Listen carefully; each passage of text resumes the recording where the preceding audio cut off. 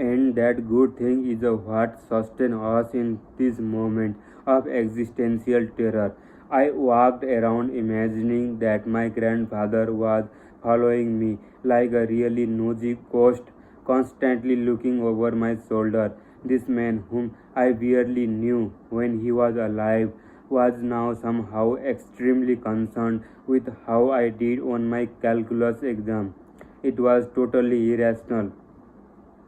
Our psyche construct limit narrative, little narrative like this whenever they face adversity. This before after story we invent for ourselves, and we must keep this hope narrative alive all the time, even if they become unreasonable or the destructive, as they are the only stabilizing force protecting our minds from the uncomfortable truth. These hope narrative are then what give your lives a sense of purpose.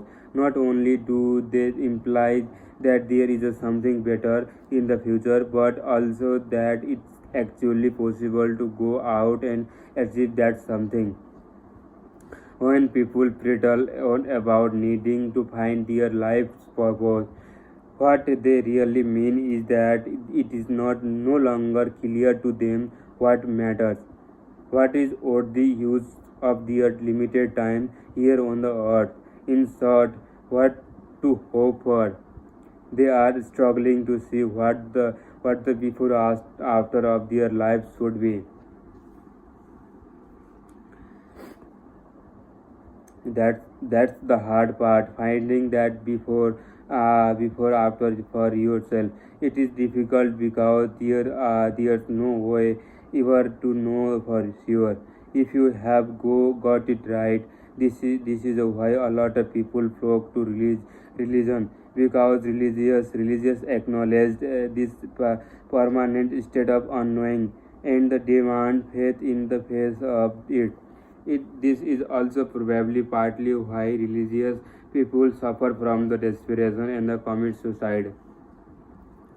Far fewer number than non-religious people that practice faith and promote them for the uncomfortable truth.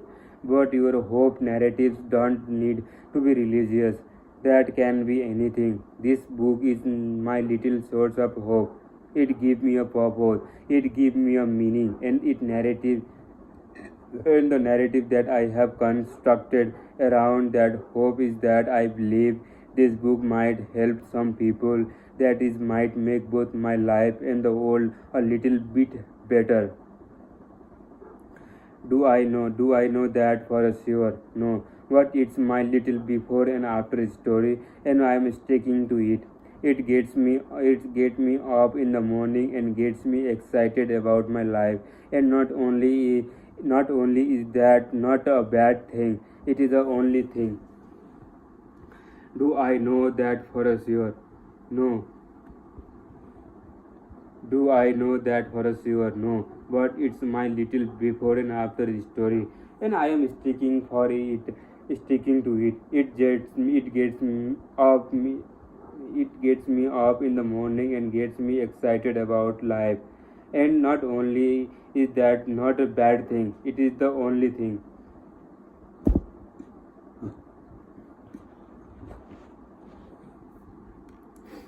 For some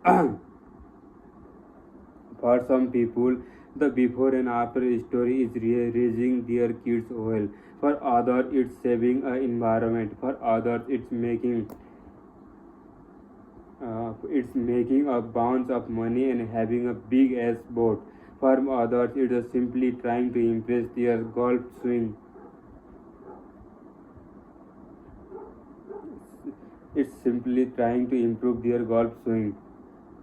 Whether we realize it or not, we all have the narrative we have elected to buy into for whatever reason. It does not matter if the way you get to hope is by religious faith or the evidence-based theory or an intuition or a well-reasoned argument, all the product of the same result. You have some belief that there is a potential for a growth, improvement or the salvation in the future, and be. There are a way we can navigate ourselves to get there.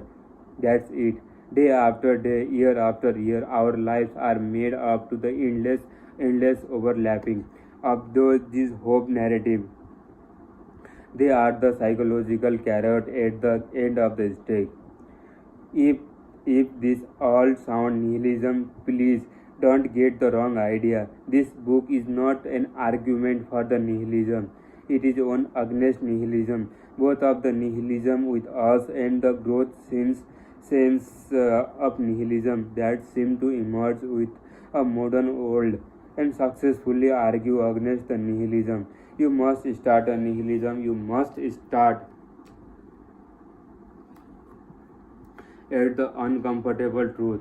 From there, you must slowly build a convincing case for a hope, and not just any hope, but a sustainable, benevolent from the hope, a hope that can bring us together rather than tear us apart, a hope that is robust and powerful yet still grounded in a reason and reality, a hope that can carry us to the end of our days with a sense of gratitude and the satisfaction. This is not an easy to this is not easy to do, obviously, and it is the 21st century. It's arguably more difficult than ever. Nihilism and the pure indulgence of the desire that accompanies its gripping the modern world. It is a power for the sake of the power. It is power for the sake of power, success for the sake of success, pleasure for the sake of pleasure. Nihilism acknowledges no border. Why? It adheres to no great truth of cause. It is simple because it feels good, and this as we all see is the what it making everything seem to so bad.